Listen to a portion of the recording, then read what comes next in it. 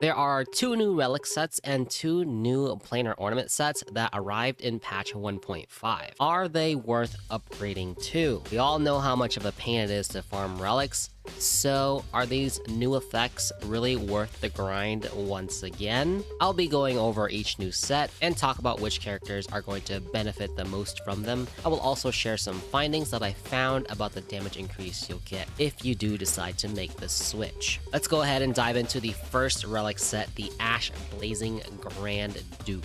The 2-piece set is going to increase your follow-up attack damage by 20%. So right off the bat, characters that have a follow-up attack within their kit are definitely going to enjoy this 2-piece set.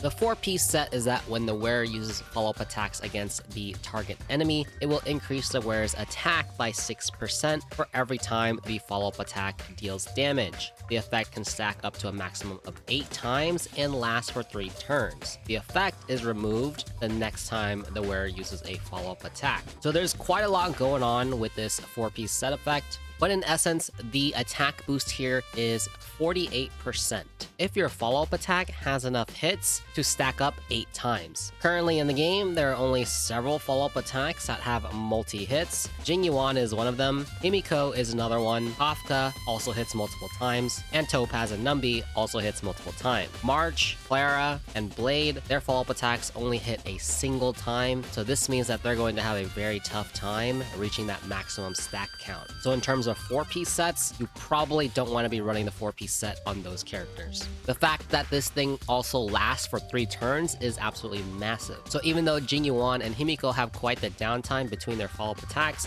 that actually works in their favor because they get to maintain that attack boost for longer. A character like Topaz, whose every single attack in her kit is a follow-up attack, this means that the effect is reset every time she uses her abilities. So for Topaz and Numbi, the attack buff is more of a ramp-up effect for all of her attacks instead of just a flat 48%. So on average for Topaz and Numbi, you'll get about 27% extra attack with each follow-up attack that she does, which is pretty much everything in the kit. And if you use a basic attack though, that's only 1 hit, so you'll only get 1 stack. So you definitely want to avoid using basic attacks if you go for a 4-piece set with Topaz and Numbi. Now, whether or not this is better than the 2-piece fire set and 2-piece musketeer for Topaz and Numbi is something that I need to do a little bit more calculations on, but just right off of the bat, it should be better because regardless of the ramp-up progressive nature of the attack buff of her kit, the overall attack percentage buff is still better. You're also getting 20% extra damage on follow-up attacks. With the fire set, we only get 10% fire damage and 12% attack. So this is still a pretty good set for her. Like mentioned earlier, Jingyuan and Himiko are going to like this set. Jingyuan can maintain that attack buff for quite a long while. And for Himiko, as long as she's hitting at least 2 targets, she'll be able to reach the maximum cap on the attack buff. This is because her follow-up attack only hits 4 times, so you need at least 2 enemies in order to reach maximum stack count. Overall, I think that this is a great new set to definitely upgrade your Jingyuan, your Himiko, or your Topaz, but it's definitely not a priority. If you have a set that already has great crit ratios, then definitely stick it out for just a little bit longer, and then when you have time, go and farm this new set. The next set is the Prisoner in Deep Confinement, increases attack by 12% for the 2-piece set, and the 4-piece set is that for every dot the target is afflicted with, the wearer will ignore 6% defense when dealing damage up to 3 dots. This means a maximum of 18% defense ignoring on this 4-piece set. So obviously the characters that benefit the most from this is characters that apply dots easily, or at least a team that can apply dots easily.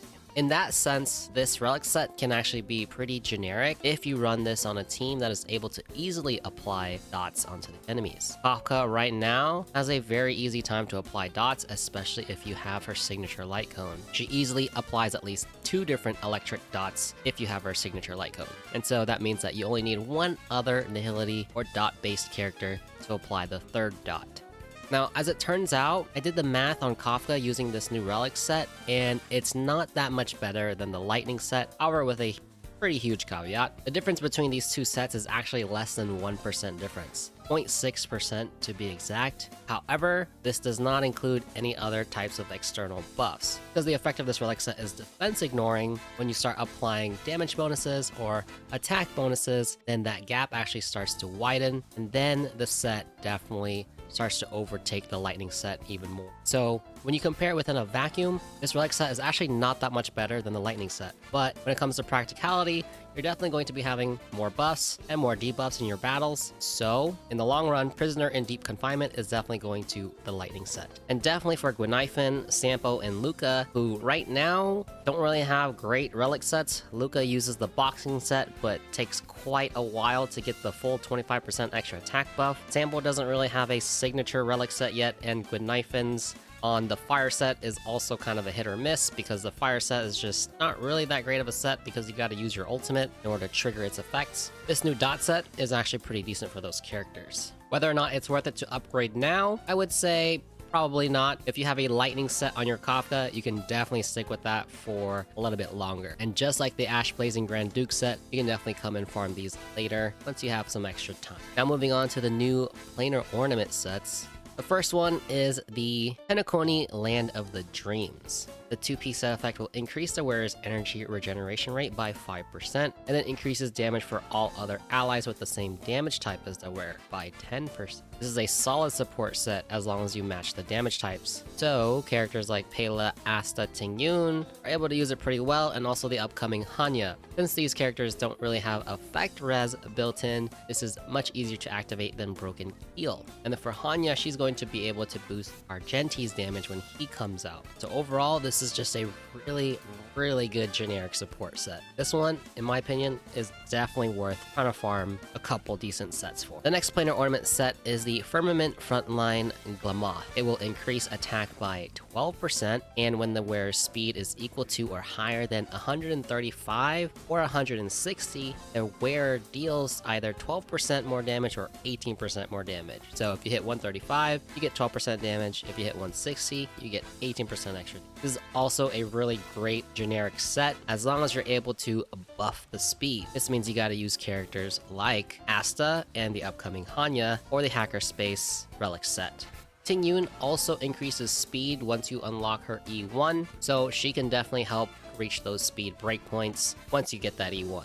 And so when compared to Inert Salsodo and Rudolent Arena, the overall attack and damage boost combined for this new Planar Ornament set is better than both of them. Inert Salsodo was only a 15% increase in damage, and it was also only for ultimate and follow-up attacks. Rudolent Arena was a 20% increase in damage, but only applied to basic attack and skills. This damage bonus is clearly universal, so everything in the kit is going to get that damage bonus. However, you do lose out on 8% crit rate, and should definitely not overlook that extra 8%. Still, overall, this is a very good, very generic, universal damage boost Planar Ornament set. And like I mentioned earlier, I did some calculations with Kafka, including this new Planar Ornament set.